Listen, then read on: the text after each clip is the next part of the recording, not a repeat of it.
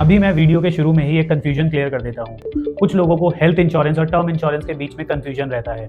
आप इस चीज़ को गूगल पे भी कर सकते हो सर्च, बट मैं आपको सिंपल टर्म्स में बताता हूँ। हेल्थ इंश्योरेंस का मतलब होता है अगर आप कभी बीमार हुए, कोई एक्सीडेंट हो गया, कोई सीरियस मेडिकल इमरजेंसी आई, तो आपके हॉस्पिटल का बिल का खर्चा हेल्थ इंश्योरेंस कंपनी बियर करती है।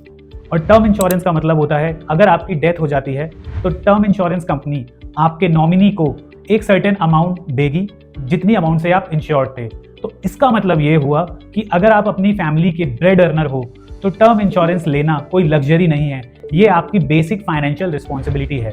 क्योंकि अगर आप कल नहीं रहे तो इनकम भी नहीं रहेगी। तो एक सवाल ये उठता है कि घर का खर्चा कौन उठाएगा, बच्चों की एजुकेशन कौन करवाएगा, घर का रेंट EMI कौन संभालेगा। तो यहाँ पे आप एक इंपॉर्टेंट रियलिटी समझो।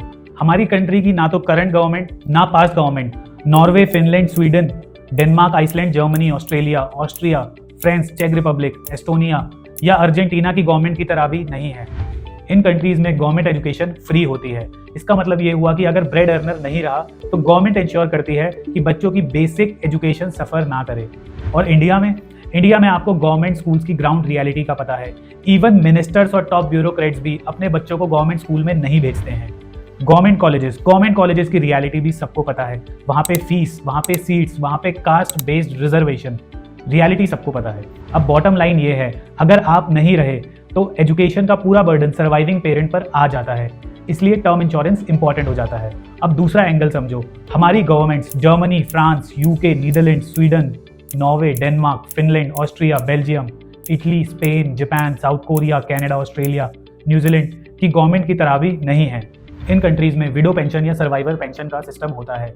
इसका मतलब अगर ब्रेड अर्नर को कुछ हो जाए तो गवर्नमेंट की तरफ से विडो को पेंशन मिलती है।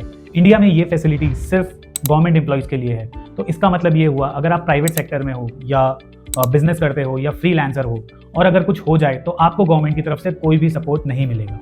अब तीसरा पॉइंट, इन्हीं सेम डेवलप्ड कंट्रीज़ में चाइल्ड सपोर्ट का सिस्टम होता है। इसका मतलब ये हुआ अगर कोई भी पेरेंट नहीं रहा तो गवर्नमेंट एक minimum guaranteed support her child को प्रोवाइड करती है ताकि उसकी बेसिक एजुकेशन और लाइफ में कॉम्प्रोमाइज़ ना हो। पर अपने इंडिया में ऐसा कुछ भी नहीं है। आपने देखा होगा कोई भी एक इमरजेंसी आती है तो बच्चों की एजुकेशन छूट जाती है और बच्चों की एजुकेशन छूट जाने के बाद वो एक लो क्वालिटी लाइफ स्पेंड करते हैं। कहीं जगह पे लोग थोड़ा बहुत स्ट्रगल करके ऊपर आ जाते हैं, पर मेजॉरिटी लोग उसी लो क्वालिटी स्पाइरल में फंसे रह जाते हैं। यहाँ रियलिटी ये है, अगर आप हो तो सिस्टम चल रहा है और अगर आप नहीं हो तो सिस्टम आपके बिना ही चल रहा है। और एक बहुत अनकंफर्टेबल ट्रुथ भी मैं आपको बताता हूँ। अपने यहाँ लोग low quality food, pollution, stress, long working hours से जूझ रहे हैं। India already heart attack capital बनता जा रहा है। लोग 40-50 की एज में कोलैप्स हो रहे हैं। तो अगर आप हेल्थ इंश्योरेंस इसलिए लेते हो कि आपको हॉस्पिटल के बिल्स पे ज़्यादा बर्डन ना पड़े, तो टर्म इंश्योरेंस आपको इसलिए लेना पड़ेगा कि आपकी फैमिली आपके जाने के बाद फाइनेंशियली कोलैप्स ना हो। और जैसा कि मैंने हेल्थ इंश्योरेंस में बताया था, ज़रूरी नहीं कि टर्म इंश्योरेंस महंगा ही हो। कुछ स्ट्रक्चर्स और प्लानिंग के थ्रू उसको भी काफ़ी कम किया जा सकता है और मैं अपने क्लाइंट्स को ये बात बताता हूँ। अब अल्टीमेटली इस पूरी वीडियो का कंक्लूजन ये है, अगर आप इंडियन हो, इंडिया में हो, अगर आप ब्रेड अर्नर हो, अगर आपकी फैमिली आप पे डिपेंडेंट है, तो टर्म इंश्योरेंस लेना कोई बहुत रॉकेट साइंस नहीं है। ये एक बेसिक नेसेसिटी है। आप हेल्दी हो, ग्रेट, आप लॉन्ग लाइफ जियोगे, ग्रेट, पर प्लानिंग ऑप्टिमिज्म पे नहीं, रियलिटी पे होती है। और रियलिटी ये है, अगर आप नहीं रहे तो ये सिस्टम आपकी फैमिली को सपोर्ट नहीं करेगा।